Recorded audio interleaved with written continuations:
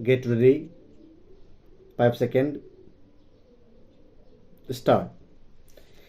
This assembly decided last year almost unanimously, I think, in favor of general widespread disarmament. The great nations of the world have committed themselves to it.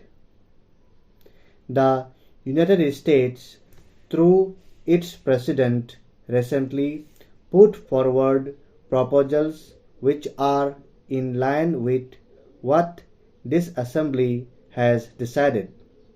The Soviet Russia has put forward proposals to the same effect, varying them slightly but essentially aiming at the same thing. There is a good deal of commonness about them in broad outline. If that is so, why should we not grasp this opportunity and remove the fear and terror from people's minds and devote our energies and resources to the advancement of the world? This major and outstanding question must be dealt with speedily, and the great countries, especially those which have the greatest responsibility, should address themselves again and again to the consideration of this problem together through negotiations to reach agreements. Such agreements cannot be merely agreements between some countries, however great. These must represent all the members of the United Nations. But I do think that it is better for a few countries to deal with this problem to begin with.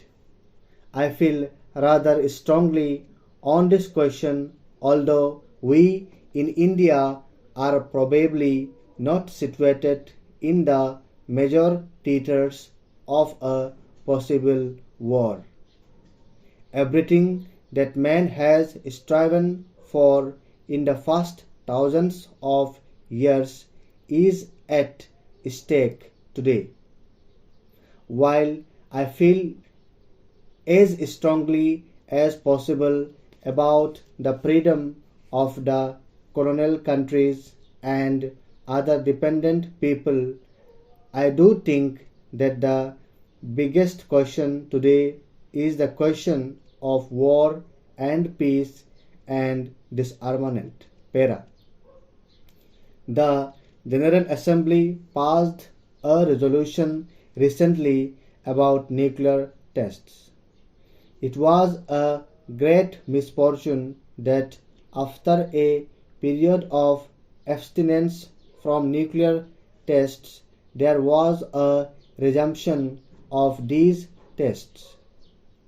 Immediately, it becomes more difficult to have treaties for ending nuclear tests because the whole atmosphere becomes one of fear and apprehension.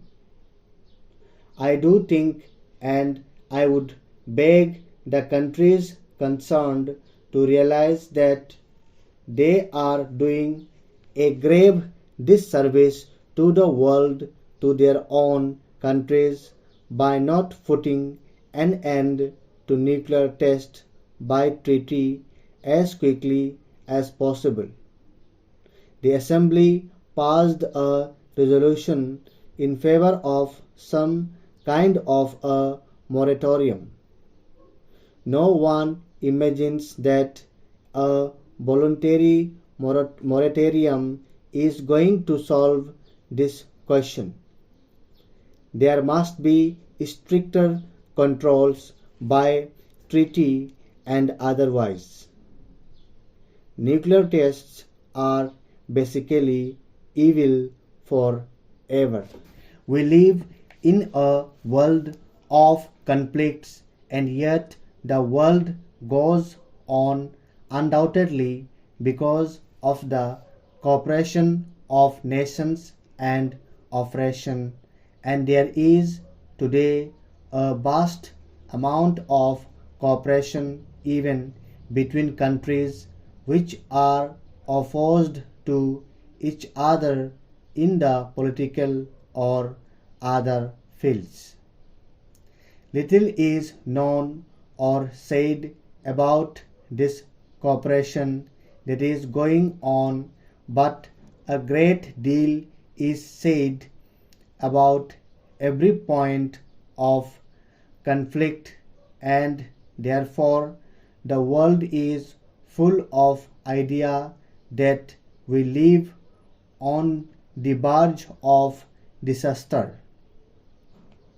It would perhaps be a truer picture if the cooperating elements in the world were put forward and we were made to think that the world depended on cooperation and not on conflict. Para. A proposal has been made by many persons to the effect that more attention should be directed to the cooperative ventures, especially for peace and in the interest of peace, so that more positive thinking may take place on this subject and people may realize that this cooperation is already taking place and can be extended. Some years ago, it was resolved to have an international geophysical year. That was a specific subject. However, it has been suggested that perhaps this assembly might resolve to call upon all countries of the world to devote a year to the furtherance of cooperative activities in political, cultural, and the many other fields, not to mere speeches about peace.